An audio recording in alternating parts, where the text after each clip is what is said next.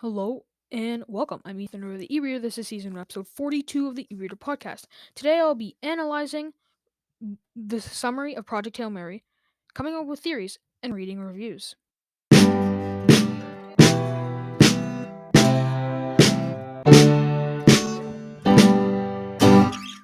Hello and welcome back to my channel. So, as you saw in the title, this will be my kind of analysis of.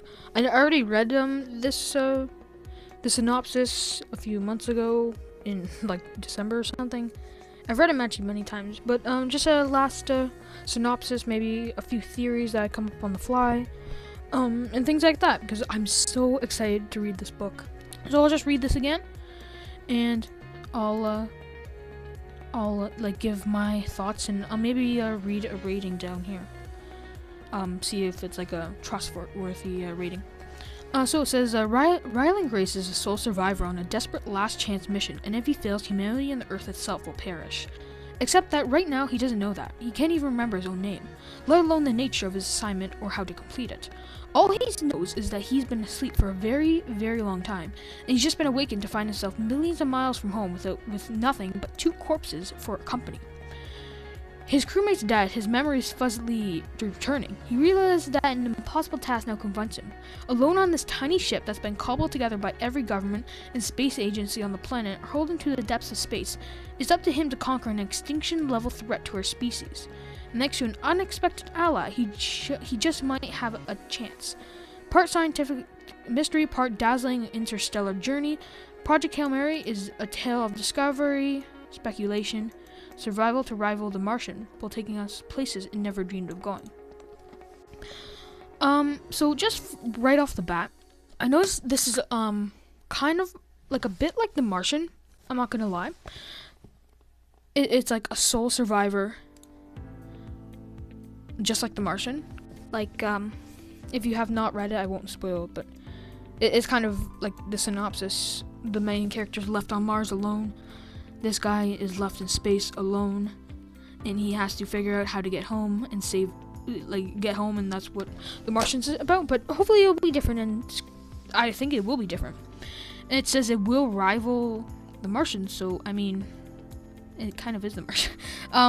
Is a tale of discovery, speculation. Okay, so when I read part scientific mystery, thought of Artemis, because Artemis is kind of like a murder mystery kind of thing. It's not like there's no murders, but I mean there is a murder, but like Artemis is a mystery, and it's kind of like when I read the synopsis, I kind of thought like it was a mix between Martian and Artemis, which I thought is good.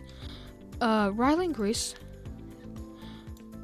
perish. This is a really interesting synopsis. Like, who's the unexpected ally? There's so many questions. Like, is it like an extinction threat? Like, what is that? Like, I love the synopsises that give you so many questions. Maybe like I first read this, I thought maybe it's an alien or a robot, because I'm reading Murderbot right now, so I thought maybe it'd be like a robot some type, but it might be an alien. Just seems weird. Unexpected ally. He just might have a chance. It's just bringing aliens into it? Maybe.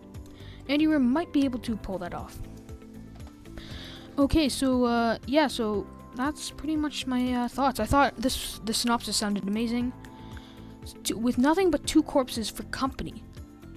He's been asleep for a very, very long time. So he's millions of miles from home with nothing but two corpses for company. Interesting. With nothing but two corpses. So how did the two corpses die but he didn't?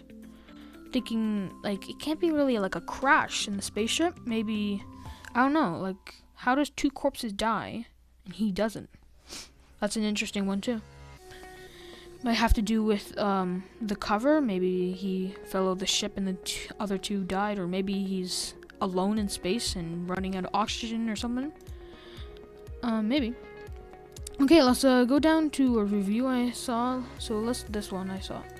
Okay, so this one seems pretty credible. It says I have a booktube channel now, subscribe here, blah blah. Okay, let's just read through this. 3.5 stars out of 5. Okay, that's actually a pretty good rating. Okay, so Ryland Grace as a character felt pretty much like a non-foul-mouthed Mark Watney. Okay, that's what I thought. I kind of thought that there'd be similarities between The Martian. If you don't know, Mark Watney is the main character in The Martian. He is the one that stays on Mars and tries to survive. I actually also watched a review of who got an arc, and they said that this one is a more polite Mark Watney. So that's interesting. Other than that, the voice of his narrative felt highly similar to Mark Watney. Okay, interesting. Whether this is a good thing or not, it's up to each reader to interpret. Personally, despite the similarity to Mark Watney, this was a good thing for me because I was indeed in the mood for reading a POV character that can act positively despite their harsh circumstances. I got what I wanted here. I did, however, found that the scientific details were too much. Interesting. Okay. Interesting. They found the scientific details too much. So obviously there are probably a lot of scientific stuff in it, in the book. So that might not be that might not be good. Martian, I found there was Artemis. There wasn't that much scientific stuff, but Martian there were a lot. So I'd be interested if there's more than The Martian or less. The heavy discussions on mathematics and physics were simply over my head, and there was so many of them in the first half of the novel that felt like I was transported back to high school to fail these two lessons again. Fortunately, the second half remedied the pacing, the balance between plot, characters, and dialogue. Scientific info dumps was handled significantly better and similar to The Martian. The ending on Project Hail Mary was enormously satisfying. That is you want a good ending. So obviously this person got an ending they wanted. So that's actually that's good. So it seems the first half you just have to get through those scientific, the first half, which is full of scientific stuff, but second half is really good, so that's good. Filled with positivity, intellect, and thrill, to me, Project Hail was almost as good as The Martian. That is actually really interesting there. But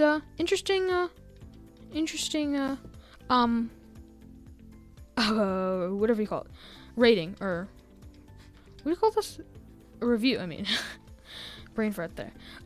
Okay, so that was an interesting review, but obviously you can't go on everything they say because it might not be what your reading preferences. But yeah, so that's the synopsis. That's a review. So that is pretty much it. I'm really excited to read this book. Just wanted to make a video of going through the synopsis, just analyzing the whole book and reviews of it. So yeah, really excited. I'm probably gonna get the book the day it comes out, and probably have a review the next day or the day after. I don't know how fast I can read this book, but yeah. So thanks for listening. I'm Ethan of TheEreader. This is season 1, episode 40. What is it? 42 of the TheEreader podcast. Thanks for listening. See you next time.